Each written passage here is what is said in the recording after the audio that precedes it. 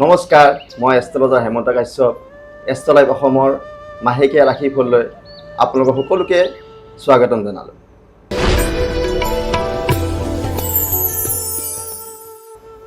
এইবাৰ আহিলোঁ মই যিসকলৰ তুলা ৰাশিৰ জাতক জাতিকাসকল।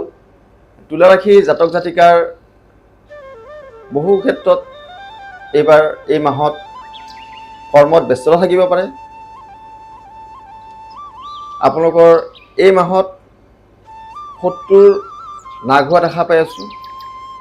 মনৰ কিছুমান যদি আশা আকাংক্ষা আছে সেইবোৰ আপোনালোকৰ পূৰ্ণ হ'ব। জীৱন বীমা কৰ্মীসকলৰ এই মাহত শুভফল পাব। সমস্যাৰ সমাধান হ'ব। কৰ্মবিলাক আপোনালোকৰ বৃদ্ধি হ'ব, অৰ্থ লাভ হ'ব। এই মাহত আপোনালোকৰ অৰ্থগম হ'ব, অৰ্থ লাভ হ'ব। যি প্ৰকাৰৰে হওক, ব্যৱসায় বাণিজ্যৰ পৰাই হওক, যি আপুনি কৰ্ম কৰে তাৰ পৰা অৰ্থ লাভৰ মই যোগাযোগ দেখা পাই আছোঁ। আৰু এই মাহত প্ৰতিভাৰ বিকাশ, আপুনি যি কৰ্ম কৰিব সেই কৰ্মৰ এটা প্ৰতিভা আপোনাৰ ফুটাই তুলিব, আপোনাৰ পৰিচিত হ'ব। এই মাহত অৰ্থ আৰু সম্পদ দুয়োটাই আপোনাৰ মাজত আহিব। অৰ্থ আহিব, লগত সম্পদো আহিব।